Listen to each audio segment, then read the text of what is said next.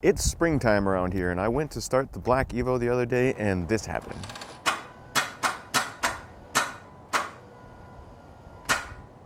Not working yet. No. But as my daughter put it, it's not working yet. So this video is about changing the starter on an Evo 8 or Evo 9. Now this starter change is pretty simple, so it's not an exact how-to step-by-step. It's just kind of to get you an idea of where the starter is and some common things you need to watch out for if you're going to replace your starter. And also an added bonus, I'm going to tell you how I could have actually fixed this starter without replacing it. You know, I'm lucky enough to have two Evos here, so I just quickly swapped one starter from one Evo to the other. But I'm going to show you a little bit about how I probably could have fixed the starter that wasn't currently working on the Black Evo.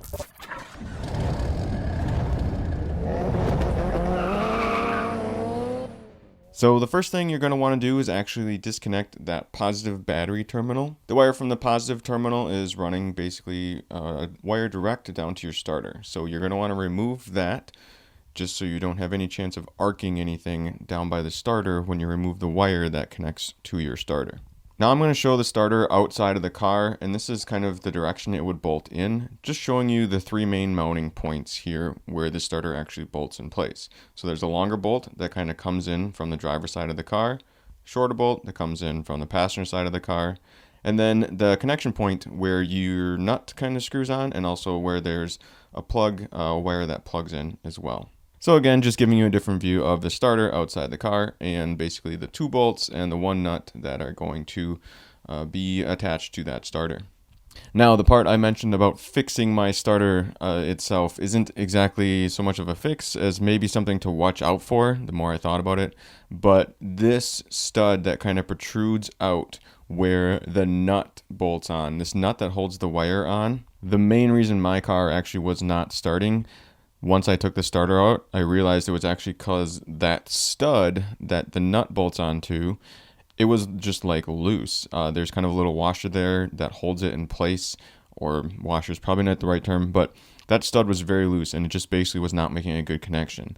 So I actually swapped the starter from the Black Evo to my Silver Evo, and in the process of swapping it over, I ended up just tightening up that stud a little bit, and then when I put it in the Silver Evo, the starter actually still did work. So that's certainly something just to watch out for, especially if maybe you're in a pinch and the car just doesn't seem to be starting. You can potentially pull your old starter off, check that connection, and then put that same starter back in place. So of course, if you have an under tray, you're going to have to remove that. You're certainly going to have to jack up your car, put it on jack stands if you're going to go underneath it, of course, and you'll just have to be able to get access to where your starter bolts in here to your transmission. So I'm showing right now here on the silver car, you know, the front bumper's off and stuff like that, but that just makes it easier for me to show this to you guys. You won't have to remove your front bumper. If anything, you're just going to have to remove your under tray and be able to get underneath the car a bit here. So now I'm basically just going to show the install process of putting this starter into my Silver Evo here. One of the first things I did was actually just plug in this plug-in connector. You don't necessarily have to do that first, but it was easy enough to do for me before I put the starter in place. So I plugged that in. Then I just lifted this starter up in place here and started that shorter bolt. I put that one in. What helps kind of getting things started here is if you have one hand, kind of move that starter around a little bit, and then you can start tightening the other bolts by hand. You're going to want to get both those bolts started before you tighten them up, of course. And if I recall correctly, they're both 14 millimeter bolts. So again, same process here. I'm just coming at it from the other side. This is basically the driver's side of the car, and this is where that longer bolt comes through. So I'm holding that up with my hand a little bit so it makes it easier to spin. Make sure you get that bolt started a little bit by hand before you try to force it with a ratchet, you know, or anything like that. That's going to help prevent stripping any threads. So once you have both of those mounting bolts in place and started, you should be able to tighten both of them up. And then the next thing you're going to have to do is either plug in that connector if you haven't plugged it in already, but then also run that wire, that positive wire that runs down from your battery terminal. You're going to have to reconnect that wire and then put the nut on that stud that I mentioned and then tighten that up. So again, it's a pretty simple process. I just wanted to show this to you guys so you can get a feel for it if you've never done it before. And I will say that it is nice that Mitsubishi actually did have that one bolt coming in from the other way. Otherwise, it would kind of be a pain to get to. So it's not a bad job changing the starter on an Evo. And of course, once you're done, you're going to have to reconnect that positive battery terminal, and then hopefully your starter is working.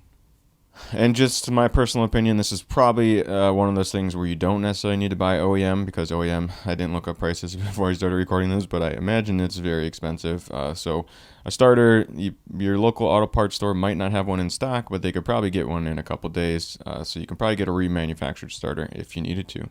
So that's about it, guys, for this video. Pretty simple, pretty straightforward. But of course, I'm always open to other people's suggestions, ideas, maybe something I did wrong, something else I could have watched out for. Check the comments in the comment section for other people's information on what could have been done differently in this process. So as always, this is Paul from Boosted Films saying thanks so much for watching.